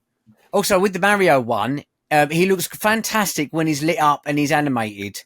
When he's turned off, he looks like something out of a nightmare. He's just got black eyes. And I eventually, when he was downstairs, I used to turn him round slightly because oh god, it's scary. It's a bit creepy, to be quite honest. I wouldn't mind the Mario one, just the Mario one, because I think you can put him on top of you can put him on top of the TV of the NES. I think, and he starts talking or whatever. With it. Yeah, I do like the idea of it, but can you buy him separately like that? You have to buy one. You have to buy one of the smaller sets with him. So you have to, but you're better off to go to somewhere that sells it second hand. May as well just look at eBay or something and just grab. You have to buy a set with him because I'm not interested in all the stuff. Well, that's what kind of is crafty about it. Because if you want, say, like Yoshi, you have to buy the Yoshi set. If you want other characters, it's a bit more like you've got to go all in to get. If I was a kid, probably love it and you create worlds of it in the same way I used to set up soldiers as a kid. You could set up all these your own Mario world. Fantastic. But as a kidult, as I was saying now, I just want stuff I can put on a shelf and glance at now and again. And maybe like action figures is the only thing I would set up and play in a different way. But the Mario it's stuff. Like a diorama. It's like a diorama you've got on there. I love that, yeah. I love a diorama, and like in the back of here, I've got Castle Grayskull and Snake Mountain with all like He-Man figures all set up like they're in a battle. But that is like basically matching the way I used to set up army figures. You know, the little green army men. Yeah. I used to do that in my mum's table in the back kitchen when I was a kid, and it's the same thing now. I just like to set it up and leave it. But I guess with those ones, it's kids just stamping about all over the place. Yeah, it's not the same. It's like one other set that Danny we got for a birthday is a Jurassic Park one where it's a Tyrannosaurus Rex and the Jeep's on its back. Oh, that looks boss. And then the other one. That one is a fantastic set because anywhere you put that, the angle of it. I thought you were going to say there's an issue with it. Yeah, because I want that. No, absolutely not. It's a lovely size. You can slightly change the design of it as well. But essentially, it looks great at any angle. Yeah. And stuff like that. I really want that. I just didn't have the money when it was like on sale, and I think it's gone forever now. It'd probably pop up somewhere, but I have not seen it anywhere. I think it's done. So that was a Super Mario World Lego. Do you think you're thinking you're going to get it at some point? I would you think like to get it because again, it's a good display piece. Like, you'll probably turn it. Someone go, oh, what's up there? And you put it down, you turn it, and go, that's it. Put it back again. You could probably leave it with his tongue out as well. Probably, I don't know, but it looks fun. I was watching the video earlier. You know what's going to happen as well? Someone's going to bring out a mod with a little motor that'll keep turning that cog for you. That's such a good idea. You know, that's such a good idea. People do light mods and stuff. Yeah. Oh, they're like, that stuff's really cool, actually. Yeah. That's designed for us lot rather than for kids. Do you know what? The price, I'm not saying like £115 cheap, but comparatively. Have you seen the size of him, though? Because I was expecting him, but not really for aspect, but like, I was expecting him about that sort of size. Yeah, but he's a lot larger size. Well, compared to like the Pac-Man one and all that. Like, I still want the Atari 2600 because that was like one of the first consoles I ever had. But I'll be honest, it's probably one of the most dullest out of all of us because it doesn't really do anything. It's a brown box. You can open up the back, can't you, or something? Yeah, there's like little people breaking up behind there, but you're never going to show the back. Why would you show the back of the console? And the cartridges, the cartridges have like elements of the games. Like I think it's a Centipede and that they come outside the cartridges. Yes, yeah. And I don't think it looks good. But I'd rather have them looking like cartridges, even though I've got Atari cartridges, but I kind of like the idea of them being Lego. So I want to get that at some point. But I think I look at this and I look at the Pac-Man ones and, the DeLorean and all. There's so many. It's just added another Lego set to the list. That's what it's done. Yeah. And they'll probably do one soon. Right, what's next on our news list? Talking about lists. This is a good one.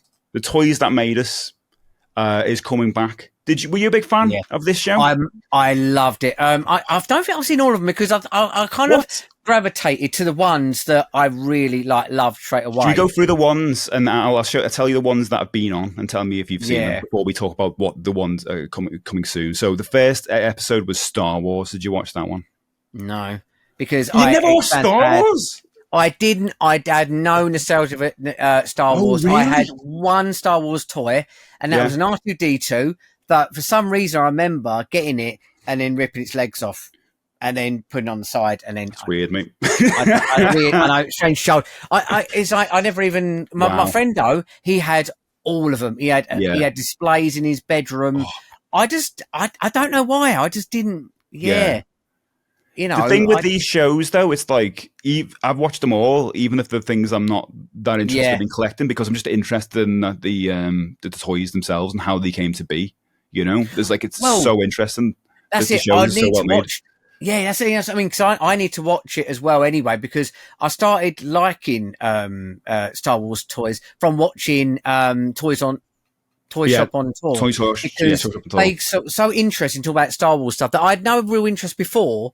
But when they had a whole segment on it, I was actually quite invested with it. It's quite exciting. It makes it exciting, doesn't it? And it's really bad because all I want to do is collect everything. Because I definitely want to collect the classic Star Wars toys, not like just the 80s ones, basically. The ones that are basically the talk about mostly in that episode. So you haven't seen that one. Did you watch the Barbie one? No. You watched the Barbie one? No. Oh my God, the Barbie one was so good. I bet it was actually. It was really good. About seeing where that came from. You need to go back and watch these. Did you watch the He-Man one? Yes, I did. Yeah. Thank goodness. Yeah, I had loads of He-Man stuff back in the day. Yeah. Oh, that was my favourite one. And also, there's a really good documentary called what's it called? I want to say the definitive. I can't remember what it's called. The definitive He-Man documentary. You can watch on Prime. So good. It's basically a longer version of that. Oh, I've not seen that. You might have seen it. I think it's the Power of Grayskull or something like that's called. Oh, yes, I have. I've seen that. Yeah. Very good. Very good. Then we've got G.I. Joe. Did you watch that one? No. So I had no interest going into that one because I didn't grow up with G.I. Joe at all over here because it was more of an American thing. But it was Action Force over here. Yeah, Action Force, yeah. But I've now got into that. And not to the point where I've only got a few figures, but I'm not really a collector of G.I. Joe, but I will at some point. It'll just happen. Every collector says that. I'm not a collector, but... I know. You probably said that about plushes, and then looking at your plushes, but I'll just get one. I'll get the Sonic ones. I'll just get the Sonic one, the Mario ones. You get the ones. And they'll be lonely on their own. So we say, get the Mario van. Star Trek Season 2. Did you watch Star Trek? Oh, you didn't watch that one, did you? Oh my God, that's good. That's so good. Seeing that the original toys they brought out were kind of rubbish because you didn't know what they were doing with it. Oh, it's fun. My mate had the Star Trek Next Generation toys, and I think he had, I could be wrong, the teleporter bit, and nice. You could and it had like a mirror, and I think you twisted it, and it looked like they disappeared, like they teleported. So many toys had that mechanic, I just remember that. I think the Thundercats Mumra set had that, where you can put like Mumra, the old Mumra in front, and then you press the button. It's such a cool idea, but they reused that same mechanic and loads of toys. Then Transformers, did you watch that one? You didn't watch that one, did you? I can't remember. I might have done. Yeah, I know you're going to say. And GoBots, I don't care. Yeah. I didn't watch anything on GoBots. But that's going to be a whole nother conversation, that one. That's another one worth watching, just for the history of where they came from and that, Well, because the Japan bits are very interesting. Because when we went over there, I went to a lot of the toy shops, and there was a lot of the Japanese ones, and I didn't realize how big it was over there. I thought it was an American thing, Transformers. We need when I go back to Japan again. We need to have a proper chat again. We need to podcast about that. We need to. Lego. Do you watch Lego one? Yeah, Lego one, very good. Yeah, I've seen a couple of documentaries on Lego actually. Yeah, I think that got voted. I think there was like a top 100 toys thing on Channel 4 years ago, which was great. You can watch it on eBay, not eBay, on YouTube now. Yeah, and I think I got voted the number one. I'm sorry if I've ruined that for anyone who's looking for that documentary. What's number one? Years, at least. There you go. Well, yeah, it's probably about 20 years old.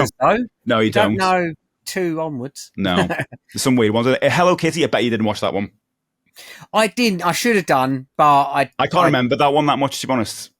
Yeah. I don't know. I can't remember. But I'm going to rewatch it though. I'm going to rewatch all these actually coming up to it. No. There's new seasons coming out. I'm gonna make the effort go back. I think that's what what night type of thing. they think they're going to do. So season 3 was Tales. You must have watched that one. Oh, that was the first one I watched. I went because when it came out the show. That's when I started watching it. When you watched it season 3? Oh, so you didn't watch the first 2 seasons? Yeah, wow. I don't know why. I just kind of was going to, but then as soon as I saw there was Turtles one, I had to jump on that one straight away. Wow. Because I watched the Star Wars one a lot, and I remember I was way before I was a streamer. I wasn't even living in this place then. And it's just crazy when I think about that. Because I wasn't even now. And I didn't even have that much of a collection then. And then you're watching things like that, and it just makes you go, oh, I want to get more stuff, Power Rangers. Yes. Power Rangers, that was a good one. Even though I wasn't really into Power Rangers now, I'm a lot more into it now because of playing the games. It's kind of opened that up. My Little Pony, I bet you didn't watch that, and that was really good. Do you know what? I need to because I own up. I used to have a My Little Pony. You do have a Little Pony? Yeah. Like, what did I say? What did I say there? I was just like shocked. I never had a My Little Pony. Yeah, I don't know why it was. I don't know I think it might be like one of my cousins left it over a house once. And suddenly you were like, yeah. And I was like, oh, this is cool. And I do remember this. I used to put He-Man on top. I was going to say, did you do that? Did you brush the hair or did you put an action figure on it? No, I put an action figure and he used to run over the bad guys. He was the meanest pony. He was a pony from, honest, like, He-Man had Stridor, so you're pretty much doing the same thing. But like a bit more feminine. Just a little bit more hair and more brighter colours. There you go. All. Yeah, just more more neon, pink. Then there was wrestling, which is called professional wrestling. No, even though I used to have the ring and a couple of figures, I've got no. I know a lot of people do love wrestling figures, and it's a massive thing. Time. You have a few as well, don't you? I have loads of like the late 80s, early 90s Hasbro ones. I didn't get into like the Attitude Era, so I haven't got like the taller figures that people are into. Oh, yeah. It was always just a small little stumpy one. The ones with a little action mechanic on them. That's about it. Yeah. That's when I was into wrestling. That's when I was a kid and loved all that. So, yeah, that's what I was interested in. I wasn't really as interested in the later stuff because, again, it's like when you start collecting something and like Star Wars and you realize how much stuff there is later on. I like the finite collection. And the Hasbro Wrestlers, there's a kind of finite. It stopped for a point and then there's so much comes out now.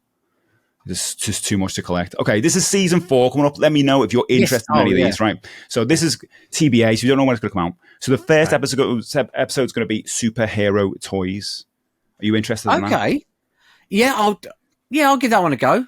Yeah. Interesting. I don't collect superhero toys that much. Well, I don't think I've got the odd one. I don't think I have any actually, because I wasn't really big into superheroes when I was younger.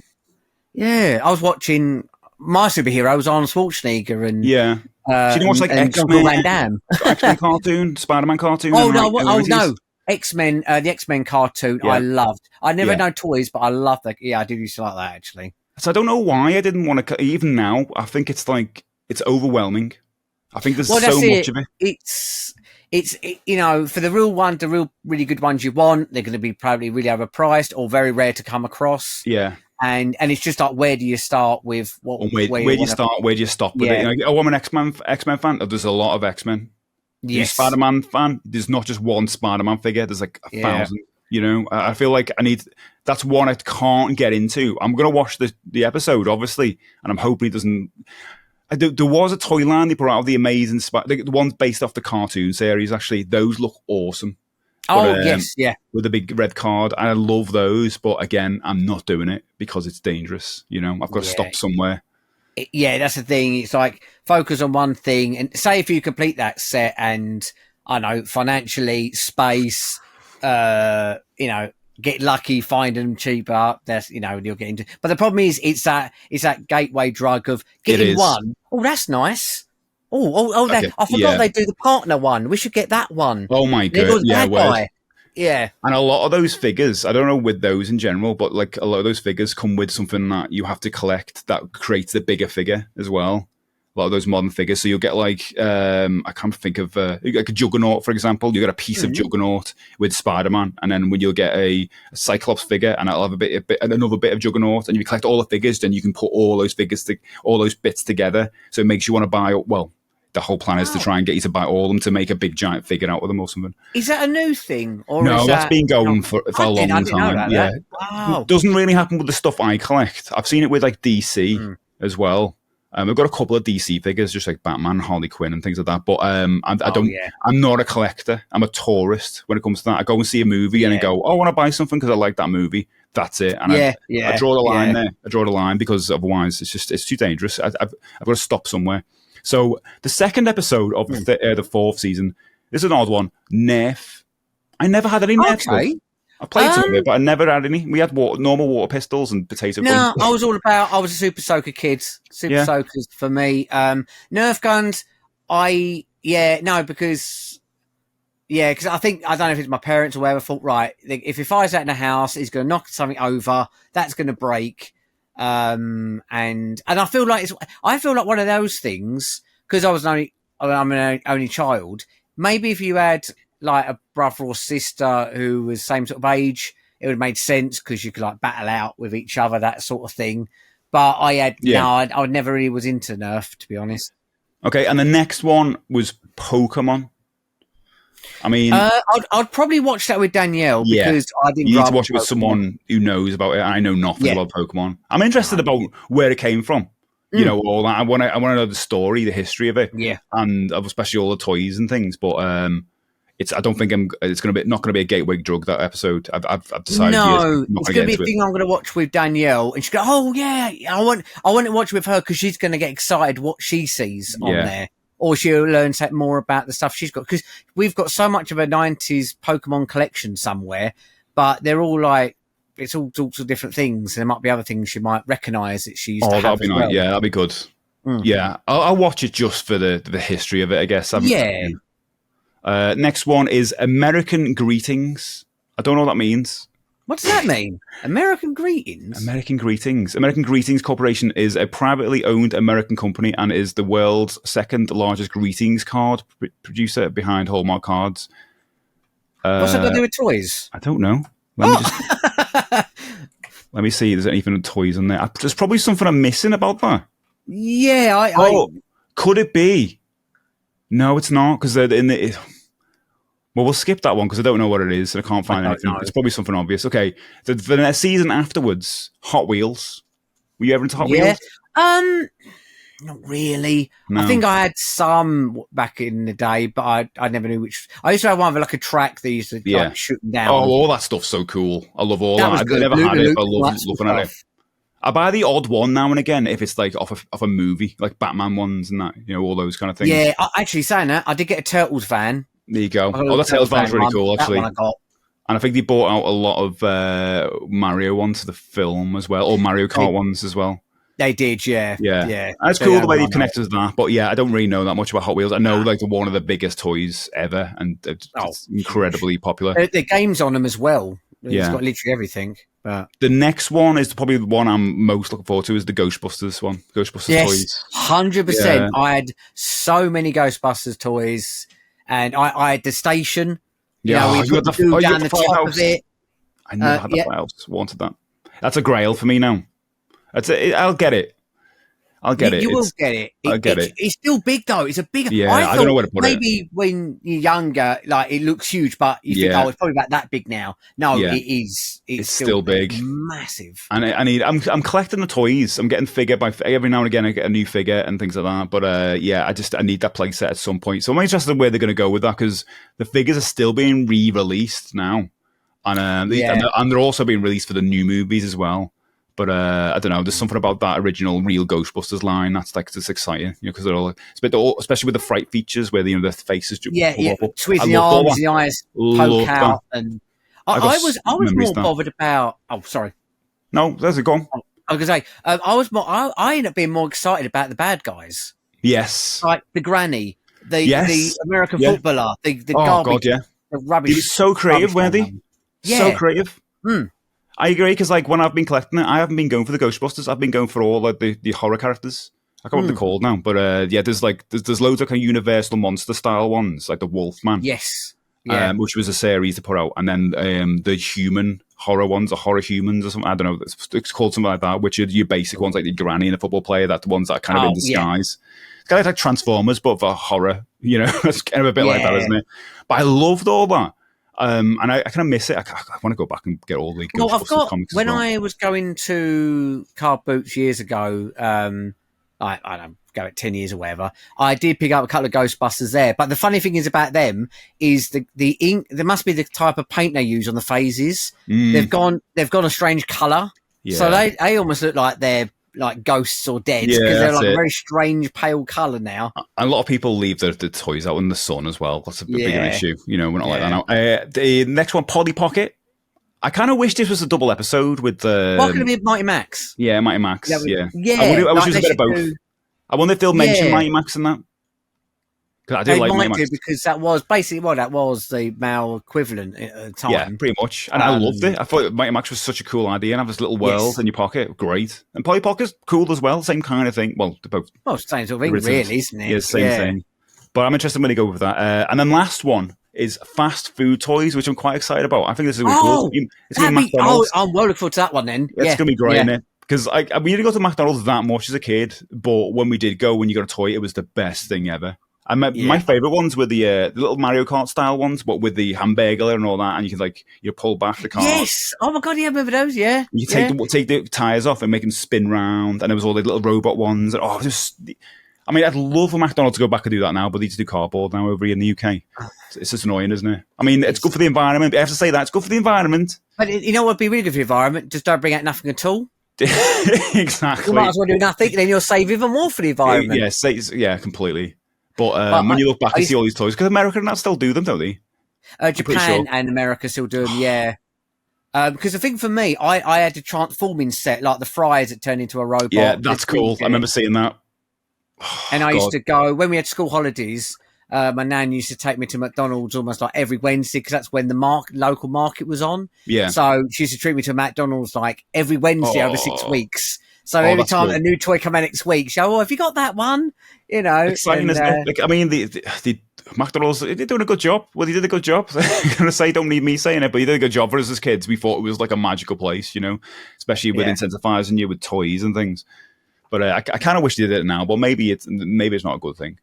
Okay, so that was that. I think that's all. The only other thing I put on there is... actually, we've got the unreleased Lemmings arcade, if you wanted to mention that. Yeah, very interesting. I haven't... it's quite a long video on there, but there was basically an arcade board that was released of Lemmings. It was going to have an arcade release. It was I think it's converted from another arcade unit. Yeah, like a Data East one, by the looks of it. Yeah. I don't know if it's going to be available to play, but the guys who are showing it off have got like an actual museum. I can't remember the exact name of it now. Yeah. Oh yeah, the Retro Man Cave or something like that. No. RMC. Yeah, I don't know. I've never known what it stands for. To be honest, RMC. I just call it Cave. Yeah, I think it's Retro Cave. I can't remember. Basically, it's got a great large type of museum. That's what it is. Yeah. Yeah, and they have a lot of that because that will probably be playable there, but that'd be an interesting one. It makes sense. Money you must go through that though, because you can't pause to think about it. And like, can you put extra credits in to get extra Lemmings?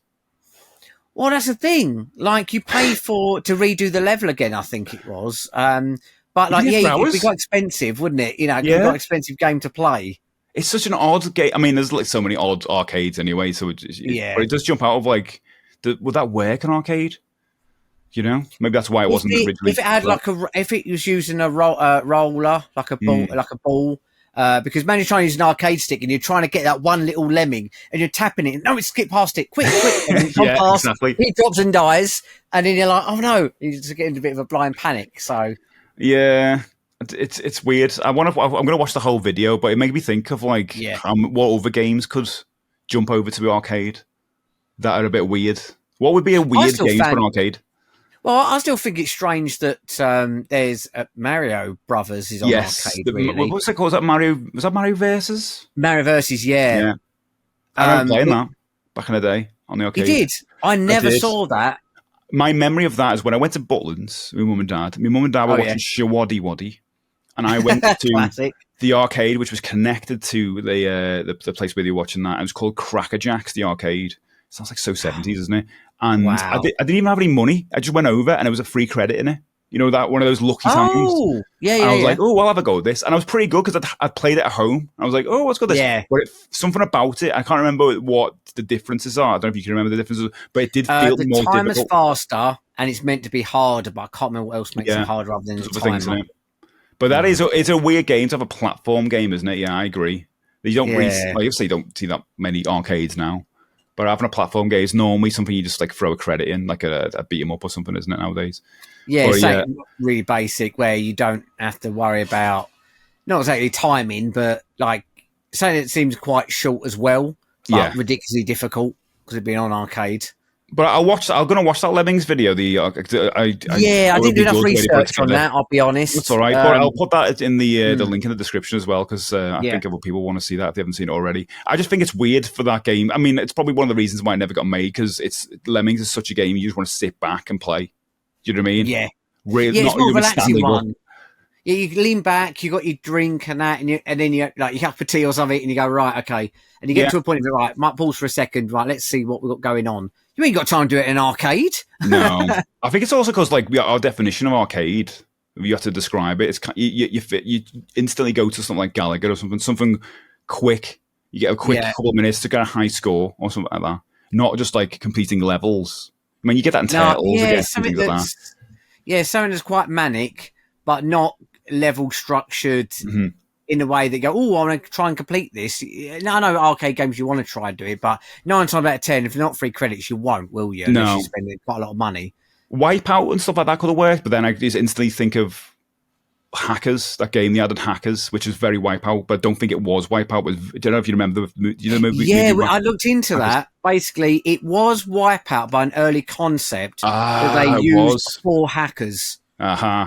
So it technically was Wipeout, but not. Interesting. That's the best way of looking at it, yeah. It looked cool in the movie, though. I mean, the movie's cheesy as hell, and I love it. I love that movie, but it's cheesy as hell, especially that section, but the game looks cool. Anyway, right, the last bit of news, I just wanted to mention that there's a new Twitch app and everyone's going absolutely nuts. This I don't know. You have to fill me in. I know nothing about this. So basically, they've changed it on your phone, a mobile app. So it's more of like a TikTok feed. So you can check out all the things you normally check. But you've got this. You can I've got a feed now, and you can kind of go through it, and it will just introduce you to different streamers instantly. So you don't actually just browse streamers through a list. You press up, you scroll up, and a stream appears, and then you can tap into it, and then you can go and talk. But I don't mind that. It's kind of good for finding new people because it basically helps with finding new people. Yeah, then, it's definitely good for exposure. Yeah, I get it. I went through the Twitter replies or Twitter things about it. Everyone hates it, but I don't know if it's the case of like people just more vocal when they're negative. Do you know what I mean? Well, that's it. Why do it's like you don't hear people praise things. You always hear people moan about things. Exactly. I think this is the case of that. Yeah. But again, I went through it for a little bit, but I was thinking, well, what would you want from your Twitch app on the mobile? Because I wasn't really using it that often anyway. And I had a quick look, and I was like, oh, am I able to cycle through all the people I watch, basically, by doing that? And it's like, that's for you following. And then there's a feed, I can't remember if it's called Feed or something else. And you're basically being introduced to new people. And I thought, well, that's quite cool as well. As long as it introduces you to people of actual interest, subjects you like. Not like currently on Twitch, I have to say that the first thing that comes up on the rotating bit at the top of the screen, I get a FIFA streamer. Oh, yeah, I do that now again. And they've got 12,000 viewers on, and they're just talking about football. I don't watch anybody play football. No. I don't care about football. Is it a selection? Is it like an option to say not interested or something like that? In suggestion boxes at the bottom, it brings up, because normally it plays off of if you've gone into someone's stream, say that someone's playing Fortnite and you don't play Fortnite, but you watch someone else to support them, you watch them every now and again, they will suggest that to you. Yeah. But then you can opt out from being suggested. But FIFA is never shown up on my list. It's always just been in that the carousel. Thing. Carousel, that's it. That's it. Yeah, I get that now and again as well. It's just that I think it's the most popular people in there, and I guess that's the thing that drives money to Twitch, isn't it? Yeah. But I'm gonna live with the app for a bit. I mean, I'm never really like that anyway. Instantly like hating on something they just put out because of it's like anything. You always hate because it's a massive change. And people don't always like that big change. It's like something you get used to. Do you remember Oh, I think it was it like, I think like Facebook had a massive update and everyone hated Oh it. Like, God, yeah. I know Facebook's become a bit redundant now as much, but It's more of a meme when it nowadays. was at its peak, Yeah. people were complaining so much about the change of the look of it and everything. But eventually it's one of the things you eventually get used to it. It's like like anything really. If it changes up, you're not going to like it because everything you're familiar with is like updating Windows or something like that, or when they update a console's interface on like an Xbox or something. It takes you a while to adjust. I mean, I'm not going to say it's good or bad because I haven't lived with it, but they don't really just make decisions like this on a whim. You know, they'll have people. They obviously have done that for a good reason. Yeah, good reason. And we'll see how it goes. But anyway, I just wanted to throw that in at the end to see if anyone out there has been using it and let us know your thoughts. Yeah, actually give an honest review if you liked it before, you like it now, or if it's something that, you know, you could live with. Exactly. So at this point in the podcast, we'd normally do something called Postbox, where we'd take your comments or questions and we talk about them. But since this is the first episode and you haven't given us any questions, obviously, we're going to just, basically just answer who are we? Because you might have stumbled in this podcast, listen to all this and realize, who the hell are these guys anyway? So I'm just going to, I'll ask you first. Like, who are you? What's your name? What do you do? How did you get into streaming and retro gaming? Okay, basically, I've always been into retro gaming, but I didn't play it for a long time. I think because I got caught up in all the marketing back in the day where you had the PlayStation come out, you got rid of your Super Nintendo, you got rid of all that because that's all old hat. You want the 3D now. So I went for that phase of going into the next gen at that time. Yeah. And then it took one time I went around a friend's house who he had his flat and his girlfriend had her Super Nintendo hooked up with Super Mario World. And I hadn't played it in like, I don't know, 15 years at that point. And I was like, I hadn't played it for ages. And so I said, I said, we'll get Super Nintendo. Could I have a quick go? Put it on. And I instantly just loved it again. Oh, it was just something about it. Putting the cartridge in, flicking it on, you know, everything about it, the whole aesthetics of it all felt fantastic. It all come flooding back. And then it suddenly made me go, I want it back again now because all my collection I sold to cash converters for, I don't even want to remember how little I sold it for food. Literally, I bought Mars bar, my entire collection. Oh, yeah, that'd be for my SNES and my Mega Drive for a pasty. That was thinking so. Yeah. But at that time, in that moment in time, on eBay, you could buy a Super Nintendo load of games for like next to something. I got a Super Nintendo with 7 games. Link to the Past, Mario World, Mario Kart, and I can't remember the others. I got it all for £25 on eBay. Wow. Oh my God, imagine getting that now. And I've still got that same Super Nintendo today, even though it was old when I bought it on eBay, but obviously it was even older then. But so I bought a whole collection. I bought loads. I started going on eBay and then buying a new console because again, the games were cheap. So when you built up this collection, then when did you start thinking, "Oh, I'm going to stream"? Was it because you wanted to justify you collecting it because you were playing it a lot more, or did you see someone else streaming? I went through a phase when I started going to car boots all the time, and I was just picking up everything. I was a magpie. I was like, "Oh, I've got. I don't know if I played it, but I'll buy it anyway because it's cheap." Yeah. And I started getting building up my games, and then we started when me and Danny lived in a small flat or apartment. No way you want to look at it. I started building up a little collection, and it went from there really. And I bought a CRT at a car boot, which worked perfectly for like £5 with a built-in video player, and that was one I was using. So I was playing it way before streaming, but I was kind of just getting back into it quite heavily, and just kind of finding stuff at the car boot. But then I got to a point where I was collecting more than I was playing. And it was literally just almost gathering dust at that point when I started recollecting again. And then it worked for a while. Then when obviously with the dreaded COVID kicked in, I started because I just discovered what Twitch was because I used to know it when it was just in TV, when it was like a random kind of like just stream yourself on the fly with your mobile and everyone understood the point of it. And then I started watching a couple of streamers doing retro games, and I looked at it and I went, well, we've got all this time at the weekends, Friday nights, Saturday nights, and all that. Oh, so you're only doing weekends at that point? Did you? I can't remember, actually. I think I started just doing the odd evening. But I was starting out of weekends because, well, there's nothing, you couldn't leave the house. And I thought, we're going to play games. And I got into quite a good community on that channel.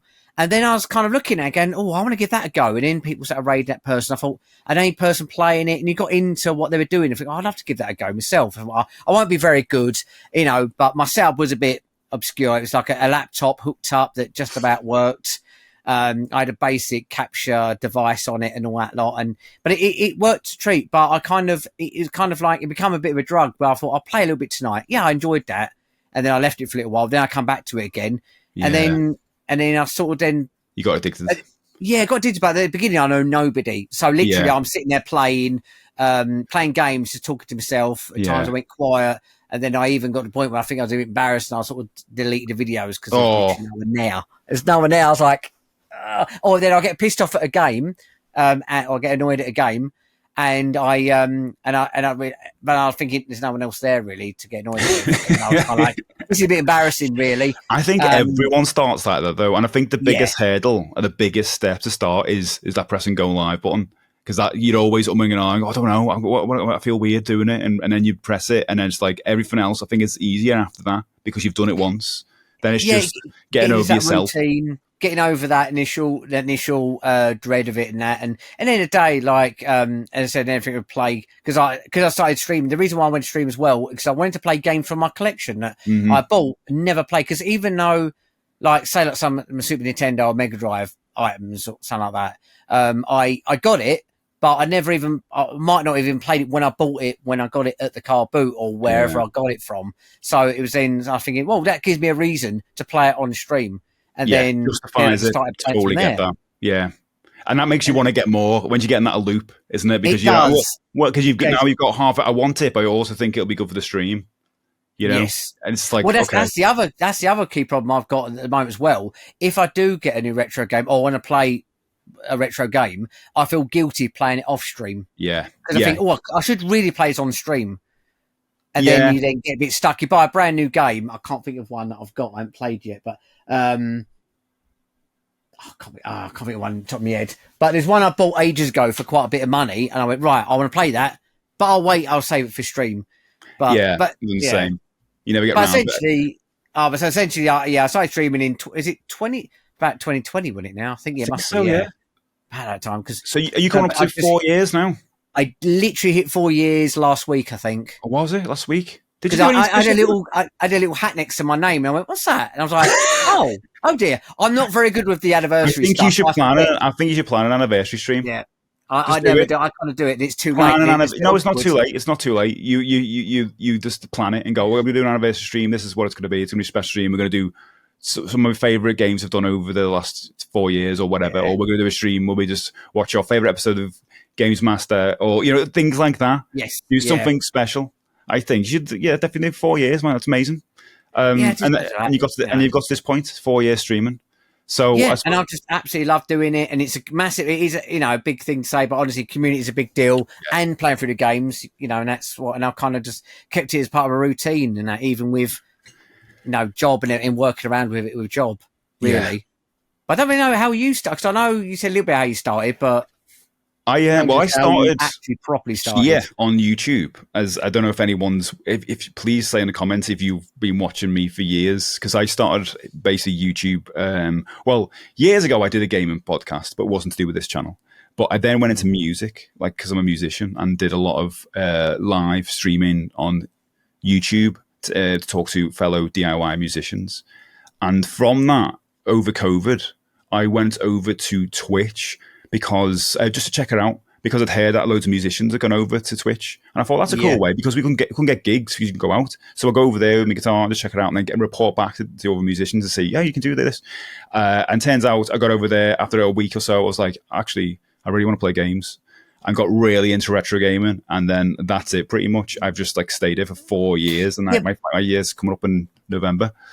But did you watch someone doing retro that made you then go, I want to give that a go? Or what made you say go, I want to play games on there instead? The first person I ever watched on Twitch, I never knew about the smaller communities, really. It was Kurt Boga, a guy I watched who was like, just kind of phoned up scammers and scammed them back. Oh, yeah. That guy. I thought he was such a wholesome guy, and I just thought, oh, he's lovely. And then I just went over to Twitch to see musicians, and then the odd streamer I saw popping up who were doing some... there's a Australian guy called Fractal Mind Mike. I saw him playing loads of point and clicks, and I thought, oh, that's really cool. I realised I've got loads of those games in my GOG account because I'd never had a PC growing up. But I always thought, oh, those games would be cool to play. So I always bought from the cheap on there. And I thought, well, I'll just play a couple of those, and ended up just doing a random test stream, playing Phantasmagoria 2 for some reason. That was my first game, and it's like it was the worst game to play because it's like highly mature. In places, Yes. and I was like, "Oh no!" And I was just like, because wasn't sure about the TOS, and I'm sitting there like, there was only one viewer there, you know what I mean? There was no one watching. Yeah. It's probably me as on another account or whatever. And It's I your was just bot like, account, yeah. about the bot account sitting there. But and I got obsessed with it. And as you said, community is the way, isn't it? That's the thing that drives you keeps coming back. Because I always say Twitch for me is like, or streaming in general, is like school, but you get to pick your classmates. That's what it is. Yeah, it is. Yeah. And I love that about it, because each and every one that comes to the stream, like, and all the people I kind of connect with, and in real life as well, we're all very similar, and I love that. You know, I don't think I get that anywhere else, so I'm kind of glad to be here. It's the same with, like, even if you're in another country, you probably grew up on the same sort of games and everything, Exactly. and similar childhoods, even though you're the other side of the world. Yeah, you know, that's it. So I just wanted to put that out for our post box section, because we're nearing the limit of this recording Wow, you can do. So we're going to have to end it here. But I just want to say thank you so much, Plunger, for joining on our first episode, and I can't wait for the next one. I mean, hopefully I can get this edited out and do it really quick. So hopefully, and thanks for anyone out there who's actually watched this or listened to this. We're going to be doing this every 2 weeks. I think that's kind of doable for both of us. Yeah. I was thinking it was going to be a weekly thing, but we want to get the best news out there, and it'd be nicer to have a better catch up at that point. So just want to say thanks everyone for watching and listening, and we'll see you next time with another bowl of cereal. Thank you, everyone. I also got my cereal next to me. I got some cereal. See you guys. Thank you very much, everyone. Bye. See ya.